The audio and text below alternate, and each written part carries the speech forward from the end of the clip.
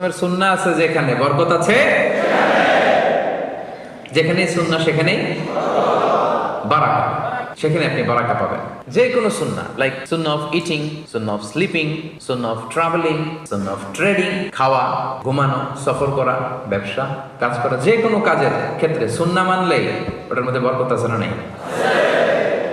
সুন্নাহর সাথে সবসময় নিজেকে জড়িয়ে রাখবেন। যেমন সুন্নাহ অফ ইটিং, খাওয়ার সময় সুন্নাহ মানলে কি বরকত পাওয়া যায় একটু দেখেন। এক সাহাবী এসে বলে, ইয়া রাসূলুল্লাহ ইন্না নাআকুলু ওয়া লা নাশবা। হে আল্লাহর রাসূল, আমরা খাই কিন্তু পেট ভরে না। এরকম অনেক সময় হয় না? হয়। কার কার হয় দেখি? খাইলেও পেট ভরে না, দেখি কার কার। সাহস করে দিয়ে একজন হাত তুলে ফেলছে। ঠিক আছে, সৎ সাহসের জন্য ধন্যবাদ। হতে পারে যারা কাজ করে বেশি, চিন্তা করে বেশি, ক্ষুধা লাগে। নট নেসেসারি যে আপনার অনেক দৌড়াইতে হবে, এক্সারসাইজ করতে হবে না। আপনি ব্রেন স্টর্মিং করলে ক্ষুধা লাগবে। আমি নিজেও ফিল করি, যখন কোনো কিছু নিয়ে খুব ভাবি তখন ক্ষুধা লাগে, এটা হয়। তো এই সাহাবীরা কি চিন্তা করেন, কি সিম্পলিস্টিক লাইফ লিড করতো। মনে যা আসছে নবীরে বলে ফেলছে, হে রাসূলুল্লাহ ইন্না নাআকুল ওয়া লা নাশবা। রাসূল, আমরা খাই কিন্তু পেট ভরে না। পেট ভরে না কেন? তো রাসূল সাল্লাল্লাহু আলাইহি ওয়াসাল্লাম দেখেন কি বলে। রাসূল সাল্লাল্লাহু আলাইহি ওয়াসাল্লাম বললেন, লাআল্লাকুম তাআকুলুনা মুতাফাররিকিন। মনে হয় তোমরা একা একা খাও, একসাথে খাও না। মনে হয় তুমি একা একা খাও, মেবি ইউ ইট অ্যালোন, একসাথে মনে হয় খাও না।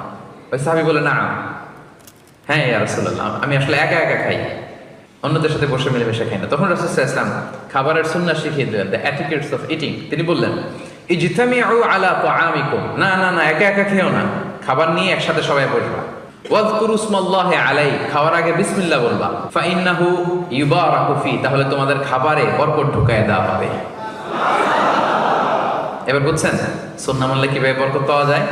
দেখেন খাওয়ার ক্ষেত্রে আরো রাসূল সাল্লাল্লাহু আলাইহি ওয়াসাল্লাম কি ইনস্ট্রাকশন দিয়েছেন। তিনি বলেছেন, আহাব্বু তাআমি ইলাল্লাহি মা কাসরাত আলাইহিল আইদি। আল্লাহর কাছে সবচেয়ে প্রিয় খাবার ওইটা যেই খাবারে অনেকগুলো হাত পড়ে। এক প্লেট নিয়ে শুধু এক হাত দিয়ে খাচ্ছেন, এটা আল্লাহর কাছে পছন্দ না। একটা খাবার নিয়ে অনেকগুলো মানুষ বসে চারদিক থেকে নিয়ে নিয়ে খাচ্ছে, এই খাবারটা আল্লাহর কাছে বেশি প্রিয়। সুবহানাল্লাহ।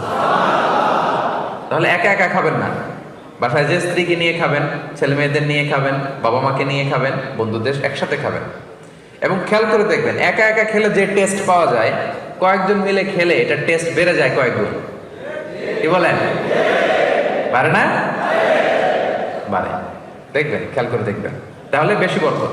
আবার রাসূল সাল্লাল্লাহু আলাইহি ওয়াসাল্লাম বলেছেন আরেকটা এটিকেট শুনেন, আল বারাকাতু তানজিলু ওয়াসাতাত তাআম। খাবারে বরকত নাজিল হয় একেবারে মিডলে, মাঝখানে। এক প্লেট খাবার, মাঝখানে বরকতটা আগে নাজিল হয়, সেখান থেকে ছড়ায়। ফাকুলু মিন হাফিয়াতি, তোমরা চারিপাশ থেকে খাও, মাঝখান থেকে নিও না। ওয়ালা তাকুলু মিন ওয়াসাতি, মাঝখান থেকে উঠাবে না। তাহলে লেটস সে বিরিয়ানি আনা হলো এক বোল, আপনি যখন ডিস্ট্রিবিউট করবেন বা খাবেন, আপনি এক পাশ থেকে শুরু করবেন, করতে করতে করতে করতে মাঝখানে যাবেন। অনেকে একবার মাঝখান থেকে দেয়া শুরু করে, না, বরকত নামে ওই জায়গায়, ওইটাই যদি একজনকে দিয়ে দেন তো বাকিরা বরকত পাওয়া লাগবে না? হ্যাঁ, তাহলে বুঝে শুনে না? আচ্ছা, মাশাআল্লাহ, তো বুঝতেছেন। আরো কি বলেছেন রাসূল সাল্লাল্লাহু আলাইহি ওয়াসাল্লাম, তুআমুল ওয়াহিদি ইয়াকফিল ইসনাইন। দেখেন আমাদের ইসলামিক ভ্রাতৃত্ববোধ কত সুন্দর। একজনের খাবার দুইজনের হয়ে যায়, রাসূল সাল্লাল্লাহু আলাইহি ওয়াসাল্লাম বলেছেন। তুআমুল ইসনাইনি ইয়াকফিল আরবাআ, দুজনের খাবার চারজনের হয়ে যায়। তুআমুল আরবাআ ইয়াকফিল আস-সামানিয়া, চারজনের খাবার আটজনের হয়ে যায়। এটা আমাদের ভ্রাতৃত্ববোধ। একটা বঙ্কুস চাইলে দুজনে খাওয়া যায় না? কথা কোন না কেন? নাসি গোরেং আয়াম, মজা করে খাইয়াম। তো নাসি গোরেং আয়াম নিয়ে আসছেন আপনি এক বক্স, এটা দুজনে মিলে খাইলে হবে না? হবে না? এটাই শিখেছে ইসলাম আমাদের। আনলাম, তুমি একটু আমি একটু, ভাগ করে হয়ে গেছে খাবার। দুইজনের খাবার চারজন শেয়ার করা যায়, রাসূল সাল্লাল্লাহু আলাইহি ওয়াসাল্লাম বলেছেন। চারজনের খাবার আটজন শেয়ার করা যায়। আলহামদুলিল্লাহ পড়েন। কি সুন্দর এটিকেটস তিনি আমাদেরকে শিখিয়েছেন। তাহলে আমরা জানলাম, এটা তো শুধু খাওয়ার ক্ষেত্রে আমি বললাম, এরকম সব কিছুর ক্ষেত্রে রাসূল সাল্লাল্লাহু আলাইহি ওয়াসাল্লামের সুন্নাহ আছে না? ফলোইং সুন্নাহ, সুন্নাহ মানলেই বরকত নেমে আসবে।